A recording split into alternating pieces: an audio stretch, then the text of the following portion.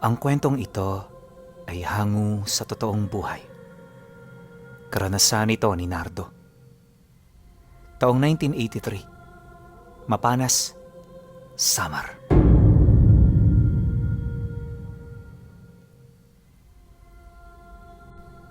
Noong mga panahong ito, nakatira sa sentro ng baryo ng Mapanas ang pamilya ni Nardo.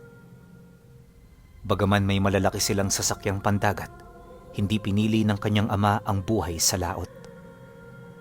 Mas nanatili ito sa lupa, lalo pat ekta-ektaryang lupain naman ang pagmamay-ari nila.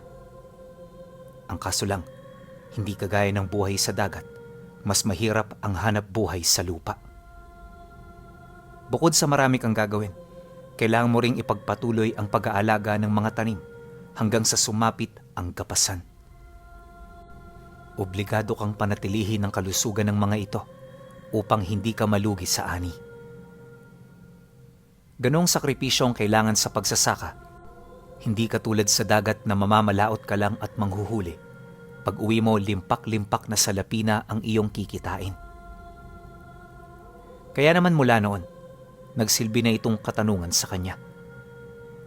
Hindi niya kasi maisip na sa dami ng kanilang pamilya, wala sa mga itong gusto na manghimasok sa buhay laot. Kalimitan yung mga bangka nila kung hindi narerentahan, ibinibigay lang kapag lumang-luma na. Mas gusto rin ng kanyang ama na manghingi na lang sa mga nagrerenta kapag gusto nitong kumain ng isda at iba pang mga laman dagat. Dahil dito, kung kaya't ramdam na ramdam niya ang bilis ng pag-angat ng mga taong naging katiwala na ng kanilang padre de pamilya. Ang kaso lang, kung ikinatutuwa ito ng tatay niya, para sa kanya isa yung kamangmangan. Sa halip kasi na sila ang umangat dahil sa ganoong hanap buhay, mas nalalamangan pa sila ng mga taong hindi naman naging parte sa pagpupundar ng mga ganoong kagamitan. Nais niyang mapigilan na ang ganoong kahibangan, kaya nang magkaroon siya ng karapatan sa kanilang negosyo, ito kaagad ang bagay na kanyang isinulong. Nung malaman ito ng tatay niya, hindi nito maiwasang magtanong sa kanya. Kesyo, matagal na yung gawain ng pamilya nila, marami silang natutulungan dahil dito, at kung ano-ano pang mga bagay na literal na nakatuon sa pagkakawang gawa. Nang marinig naman yun ni Nardo, hindi siya nagpapigil na ilahad ang kanyang mga hinaing. Kaso lang di yun tinanggap ng tatay niya hanggang sa kung ano-ano na ang sinabi niya rito. Kesyo nasisiraan na yun ng ulo, wala na itong magawa sa mga ari-arian nila, hindi ito nag-iisip para sa mga kamag-anak niya at kung ano-ano pa. Nang marinig naman yun ng kanyang ama, bigla itong napatahimik. Ang tanging ginawa nito, tinitigan na lamang siya ng mata sa mata na parabang meron itong gustong iparating sa kanya. Nang mapansin naman ito ni Nardo, bigla siyang kumalma. At imbis na iparating pa ang kanyang mga ibig, napilitan siyang yumuko at humingi rito ng tawad. Alam niya kasi na kapag tumatahimik na ang tatay niya, galit na ito sa kausap nito. Kaya para hindi lumala ang sitwasyon, minabuti na lang din niyang magpakumbaba. Ilang minuto pa ang lumipas. Dito na lumapit ang lolo at nanay niya sa kanya. Yung nanay niya malayo pa lang pinagtatatalakan na siya, habang yung lolo niya, mahinahon siyang pinapakalma. Pilit na rin siya nitong inilayo sa tatay niya, nang sa gayoy maiwasan na ang mga pangyayaring hindi nila inaasahan. Dahil dito, kung kaya't wala naman siyang nagawa kundi ang sumunod. Akala niya noon, hindi na siya mapapatawad ng kanyang ama. Pero pagtungtong ng gabi, bigla na lamang itong bumisita sa bahay ng kanyang lolo kung saan siya nagpapahinga. Nang marinig niya yung tumawag habang kumakatok, kahit anong antok niya, nagising na lamang siya bigla. Pagupo niya sa kanyang higaan, sakto naman ang pagpasok nito sa kanyang silid. Pagpang-abot ng kanilang paningin, agad siya nitong sinenyasan na lumapit. Naiilang man, minabuti niyang paunlakan ito bilang pagpapakita na nagpapasakop pa rin siya rito. Ano yun, Tay? May kailangan ho ba kayo? Mahinahong tanong niya rito. Sumama ka na muna sa akin. Meron tayong pupuntahan. Ang ipapakita ko sa iyo ngayon, ang rason kung bakit hindi po pwede ang gusto mo. Matigas na sagot nito sa kanya. Pagkarinig niya sa sinabi nito, wala na siyang nagawa kundi ang manahimik. Alam ni Nardo na hindi ito nagsisinungaling, kaya sa halip na magtanong pa, mas ninais niyang makita na lamang ito ng sarili niyang mga mata. Ilang minuto pa ang lumipas, nakalabas na sila sa bahay ng lolo niya. Malapit lang ang bahay na yon sa dalampasigan, kaya mula roon tanaw na nila ang dagat. Akala niya pagmamasdan lang nila ang malawak na karagatan, pero maya-maya pa may pinakuha itong kabayo. Magkasama silang sumakay doon at sa loob lang ng halos 1 oras, tinahak nila ang daan papalabas ng baryo. Wala itong pakialam kahit 10 oras na, basta ang nais nitong mangyari, maimulat ang kanyang mga mata. Kalaunan, narating nila ang maliit na burol, ilang metro ang layo sa dalampasigan.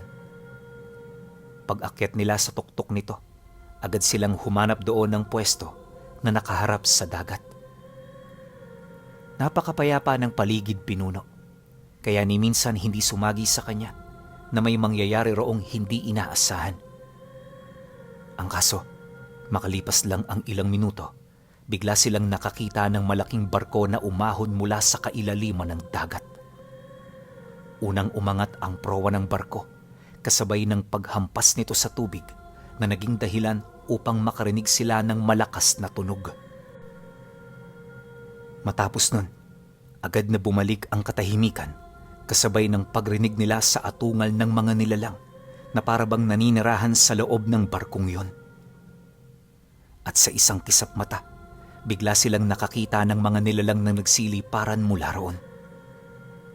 Napakabilis ng paglipad ng mga ito. Sa puntong segundo lang nila yung nasipat. Paglaho ng mga nilalang sa kanilang paningin, matyaga silang naghihintay hanggang sa makita na nila itong lumipad pabalik.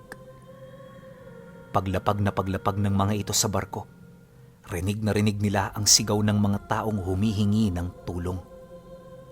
Pilit pa yung nagpupumiglas pero nang maipasok na ito ng mga nilalang, naglaho na lamang ito na parang bula. Maya-maya pa, nang makabalik na ang lahat ng umalis, muling lumubog ang barko hanggang sa maglaho ang bakas nito. Pagtahimik ng buong paligid, tsaka pa lamang tumayo ang tatay niya kasabay ng pagwika nito sa kanya ng, Gabi-gabi, maraming nawawalang mangingisda. Hindi matukoy kung ano ang dahilan nito. Hanggang sa matuklasan namin ang pag-iral ng mga nilalang na nakita mo. Markado nila ang dagat, anak, at sino man ang pumunta sa kanilang pugad, sinusundo nila para alipinin o para gawing pagkain. Ngayon, gusto mo bang sunduin ang mga yan? Nauunawaan mo na rin ba kung ano ang aking mga dahilan?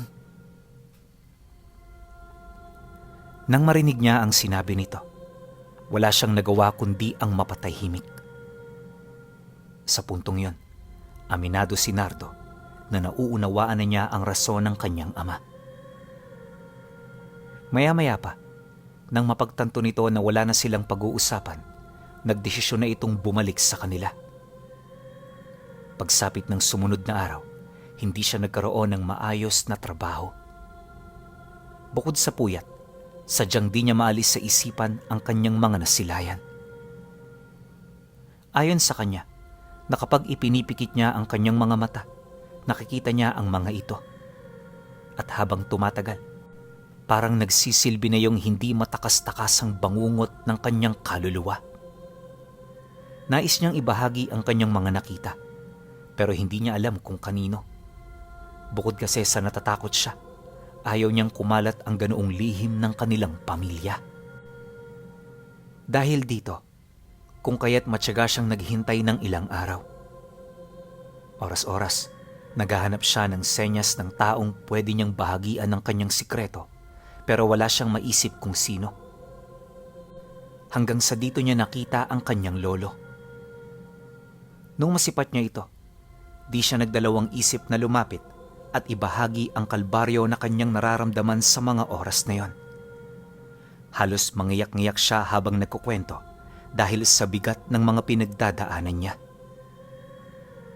Nang marinig naman ng matanda ang tungkol dito, di na yon nagtaka o nagulat. Lingid sa kanyang kaalaman na sa kanilang pamilya pala, sila na lang ng mga kapatid niya ang hindi nakakaalam sa mga nilalang na kanyang nakita. Ayon sa matanda, matagal na yung alam ng kanilang pamilya at yon ang rason kung bakit hindi sila namamalaot. Dagdag pa nito na, di naman sila natatakot sa mga ito. Ang sa kanila lang ay umiwas sa mga posibleng gulo at banta.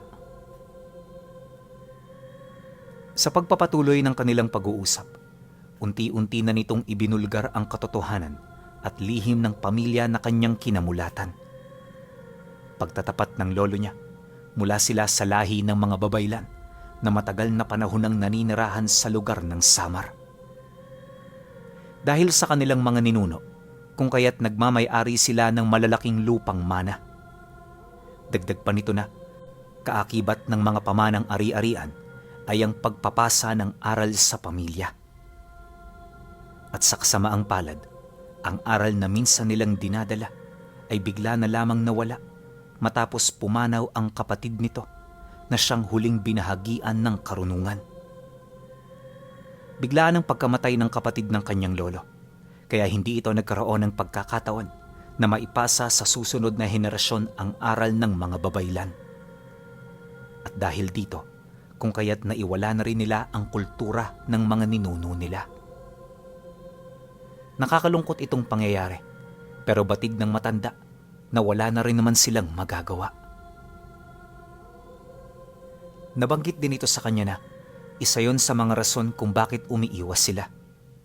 Natatakot ang kanyang ama na baka dumating sa puntong sila ang mapagbuntunan ng galit ng mga nilalang dahil sa espesyal na dugo na nananalaytay sa kanilang mga katawan. Matapos naman yung marinig ni Nardo, wala na rin siyang nagawa kundi ang manahimik. At sa puntong yon, tuluyan na niyang nalaman ang rason kung bakit hindi nangangahas na mamalaot ang kanilang padre de pamilya. Bukal na rin sa loob niyang tinanggap ang ganoong dahilan, kaya hindi na rin siya nakipag-argumento pa. Dumaan ang ilang buwan, naging maayos ang lahat. Kagaya ng nakasanayan, naging abala sila sa pagsasaka at iba pang mga bagay. Hindi na rin niya pinansin ang mga humihiram ng bangka nila dahil nga sa mga nalaman niya. Inakala rin niya na habang buhay ng magiging ganoon ang sitwasyon ng kanilang pamilya, pero lingid sa kanyang kaalaman, may darating na problemang kahit sino sa kanila ay hindi maiiwasan. At nagsimula ang lahat ng iyon nung bumalik ang bangka nila na merong bitbit na isang lumang kabaong. Base sa grupong humiram, nakita nila ang kabaong sa ilalim ng dagat. Positibo ring may laman ito at ang rason kung bakit nila ito kinuha ay dahil sa nadiskubre nilang bangkay na hindi naaagnas. Dagdag pa ng mga ito na marami pang mga ganoong bagay sa lumubog na barko malapit sa pinakamalalim na bahagi ng laot. Yun nga lang, hindi nila ito maabot-abot dahil kapag sinusubukan nilang lumusong doon, pumuputok ang kanilang mga tenga. Kaya para magkaroon lang sila ng patunay sa kanilang mga nakita, sinikap nilang may ahon ang labing yon. Maliban din sa kabaong at bangkay, may mga nakuha rin itong gintong kutsara at baso. Pinaghati-hatian ito ng grupo para ibenta nang sa gayoy may pandagdag kita sila. Habang nagtitipon ng mga ito sa dalampasigan, wala namang kamalay-malay ang kanyang ama sa mga nangyayari. Huli na rin nang nalaman nila ang tungkol dito, kaya naman nang malaman ito ng tatay niya, Nagmamadali itong tumungo sa bahay ng pamilyang humiram ng bangka nila. At para mapakinggan nito ang kanilang parte, nagdala ito ng mga kasama kung sakali mang hindi ito pumayag sa nais nitong mangyari. Nang marinig naman ni Nardo ang tungkol dito, di siya nagdalawang isip na sumama. Ilang minuto pa ang lumipas, narating nila ang bahay ng mga taong yon, kung saan nadatnan nila ito na pinagkukumpulan at pinag-uusapan pa rin ng labi na kanilang nakuha. Pagsilay naman nila sa lugar, tahimik sila roong lumapit para kausapin ito ng palihim. Ngunit nang masipat nito ang tatay niya, agad nitong hinarang ang daan papalapit sa labi. Agad din yung kinaharap ng padre de pamilya, kasabay ng pagwika nito sa kanila ng, "Naibigay ko na ang partet na pagkasunduan natin sa araw na ito. Wala kayong karapatan sa anumang bagay na aming nakuha sa laot. Kaya ngayon pa lang, sinasabi ko na sa inyo na hindi namin pahihintulutan ng anumang gusto ninyo." Nang marinig naman ito ng kanyang ama, hindi nito maiwasang magulat sa mga bagay na inilahad ng pamilya. Pakiramdam kasi nila noon na baliwala lang ang halos ilang taon nila ritong pagtulong.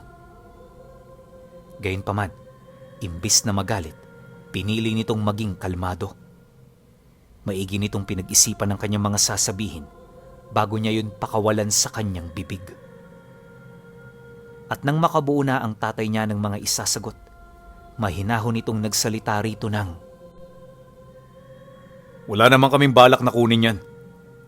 Kaya kami pumunta dahil gusto lang naming makita ang inyong mga nadiskubre. Ikaw naman, Totong, kung makapagsalita ka parang wala ka sa aming utang na loob ah. Baka nakakalimutan mo na ang kaharap mo ngayon ang taong nagbibigay hanap buhay sa inyo. Bakit? Natitiyak mo bang gaganda ang buhay mo kung hindi ka nagmamakaawang humiram sa amin ng bangka? Huwag mo akong pagsalitaan ng kung ano-ano dahil hindi mo alam ang aming sakripisyo para lamang maibigay sa inyo ang mga gusto ninyo. Nang marinig nito ang sinabi ng tatay niya, bigla itong napasawalang imik. Paunti-unti, napapansin nila na kumalma na rin ito hanggang sa makipag-usap na yon sa kanila ng malumanay at diretso. Humingi na rin yun ng tawad kasabay ng paghayag nito ng dahilan kung bakit nakapagsalita ito ng hindi pinag-iisipan. Sa pagpapatuloy ng pag-uusap ng dalawa, pansin niyang wala roong interes ang tatay niya. Maya-maya pa, nung marating nila ang lumang kabaong na nakuha nito, agad naman yung binuksan ang kanilang mga kasama. Pagsilay nila sa loob, bumungad sa kanila ang labi ng isang tao na parang hindi normal ang itsura. Bukod sa may mga nakausli itong pangil sa bunganga, mahaba rin at may itim ang mga kuko nito. May mahaba rin yung daliri sa paa, tapos nakapagtatakang bilog pa rin ang ugat nito kahit ilang siglo na yung namayapa. Ayon sa nakakuha ng bangkay, kaya ganoon ang itsura ng labi ay dahil sa napreserba ito ng dagat. Nagkaroon din sila ng agam-agam ukol sa pangil ng mga ito na posibleng inilagay lang sa kanilang mga gilagid upang magmukha silang kakaiba. Dagdag pa nito na balak nilang ibenta ang labi sa mga kolektor na naghahanap ng kakaibang diskubre. Ang nais kasi nila, pagkakitaan ito ng malaki bago yun ibigay sa kung kani-kanino lang. Nang marinig naman ito ng tatay niya, hindi na ito nagsalita pa. Pagkaraan pa ng ilang minuto, nagpasalamat ito sa kausap nito bago nag-abiso sa kanila na umuwi na. Hanggat maaari, iniwasan itong magtagal sa lugar na yon dahil sa kutob nito na may mangyayaring hindi kaaya-aya. Paglabas naman nila ng bahay, nagmamadali silang bumalik hanggang sa makarating na sila sa kani-kanilang mga tahanan. Pagpasok nila sa loob, tahimik nilang pinagmasdan ang buong paligid. Yung mga tsuhi niya, nakapagtatakang kumukuha na ng armas na para bang may kung ano itong pinaghahandaan. Dala ng kuryosidad, tinanong niya ang mga ito, ngunit sa kasamaang palad wala itong inilahad.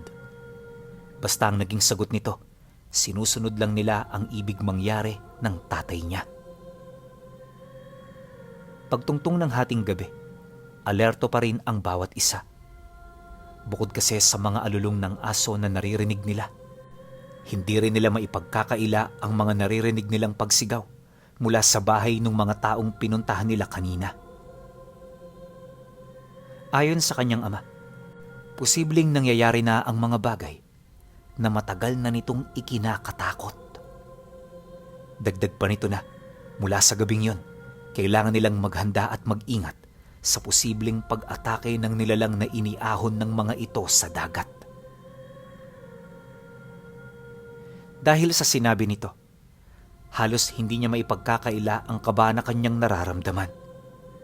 Di na rin niya noon mapigilang magdasal sa paniniwalang ito ang magliligtas sa kanila.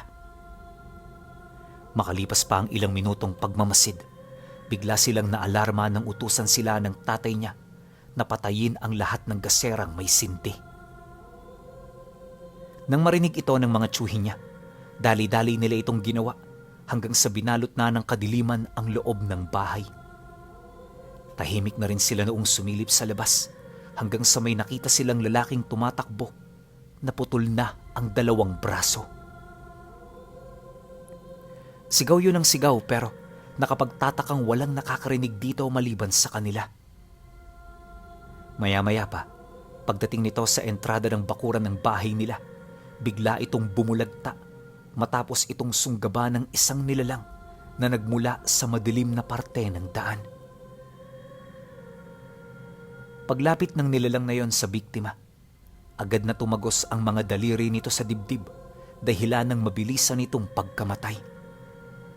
Paghugot naman ng mga nilalang sa kanyang kamay, dali-dali nitong hinigop ang dugo ng kanyang biktima habang pinagmamasda ng bawat direksyon kung saan yon nanginginain. Paglalarawan ni Nardo rito, may nanlilisik itong mga mata tapos butot balat na pangangatawan. Mahahaba rin ang braso nito tapos yung mga buto nito halos umusli na sa balat. Nangingitim din ang matatalas nitong mga pangil na parabang kaya nitong pumapak ng kahit anong bagay na may buhay. Dahil sa ganun nitong anyo, kung kaya't matinding kilabot ang kanyang naramdaman. Bahagya rin siyang hindi nakakilos sa kanyang kinaroroonan at habang tumatagal niya itong pinagmamasdan, takot lang ang unti-unting nangingibabaw sa kanyang katawan. Ilang minuto pa ang lumipas, nanigas na ang kanyang katawan. Hindi niya mawari pero pakiramdam niya wala na siyang kontrol rito. Blanko na rin noon ang kanyang isip tapos kahit gusto niyang magsalita, di niya ito magawa-gawa. Ilang segundo pa ang lumipas nang mahigop na nito ang dugo ng kanyang biktima. Dali-dali niya yung sinakmal sabay kaladkad ng labi nito patungo sa madilim na bahagi ng lugar.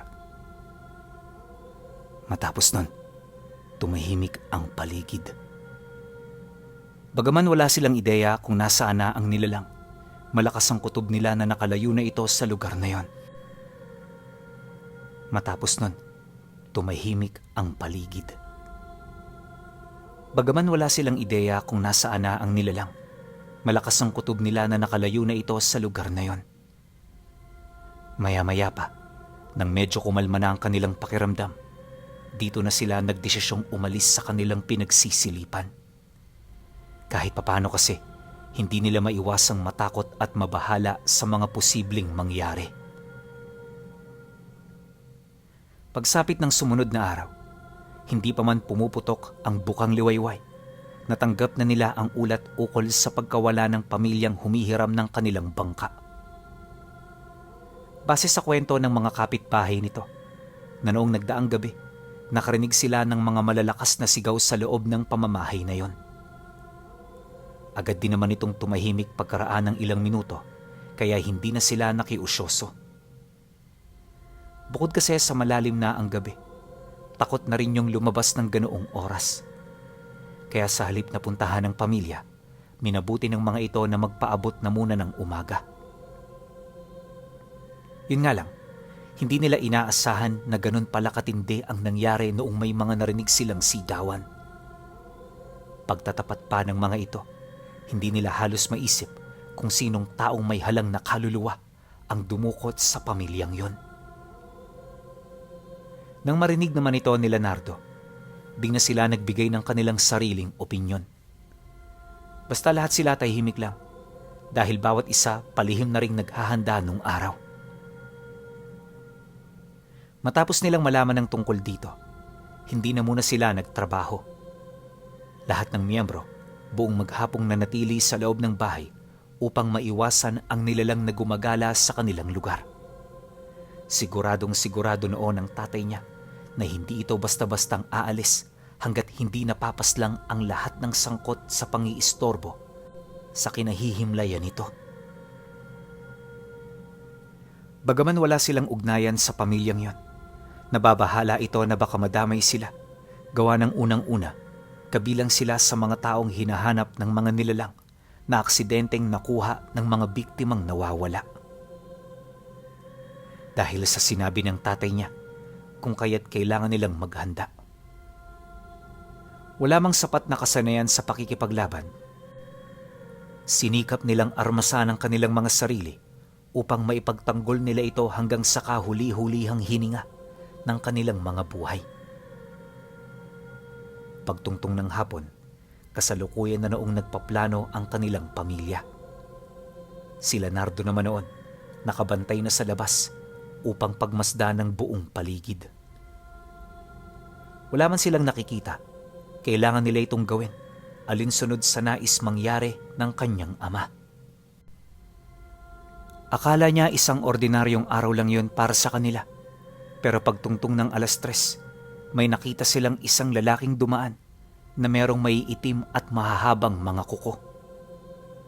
Panaka-naka ang pagmasid nito sa kanilang bahay na parabang meron yung doong tinitingnan. Nang masipat naman niya ito, agad niya yung tinawag. Ang kaso lang, kahit anong sigaw niya, tila bang hindi siya nito pinapakinggan. Nang marinig naman ng kanyang ama ang pag-ieskandalo niya, dali-dali itong lumabas upang tanungin siya. Nang magkausap silang dalawa, agad naman niyang itinuro ang lalaki na pinaghihinalaan niyang pumatay sa mga kakilala nilang nawawala. Yun nga lang, masyado na yung malayo sa bahay nila upang mapatunayan pa ang mga kutob niya. Pagkarinig ng kanyang ama sa kanyang mga naging paliwanag, sinikap siya nitong pakalmahin. Ramdam din niyang naniniwala ito sa kanya, kaya hindi na rin siya nakipagtalo pa. Pagsapit ng takip silim, agad namang lumabas ang mga karelyebo nila. Magbabantay ito sa labas mula 6:00 hanggang 12:00 at papalitan naman ito ng mga kasama nilang kasalukuyan na noong nagpapahinga. Pagpasok ni Nardo sa loob, nadatnan niya ang kanyang ama na nag-aayos ng mga baril na itinago nito sa baul. Abala ito sa paglalagay ng pulbura upang madali na lang nila itong magamit kung yon ay kinakailangan. Paglapit naman niya rito, doon na siya nagpaantok. Ayaw niya kasing pumasok nang hindi pa nakakaramdam ng puyat, gawa ng paniguradong marami na naman noong papasok sa kanyang isipan. Sa pagpapatuloy ng kanyang pagmamasid, wala namang nangyaring kakaiba. Ayon kay Nardo, nagtagal pa ito ng 2 araw hanggang sa sinalakay sila ng nilalang na yon. Noong gabi ng pagsalakay, hindi nila ito inaasahan, kaya yung mga bantay, literal na nagulat sa pagpasok ng nilalang. Nang masipat nila ito, sinubukan nila itong pigilan at patayin, pero dahil sa lakas nito, wala rin yung nagawa.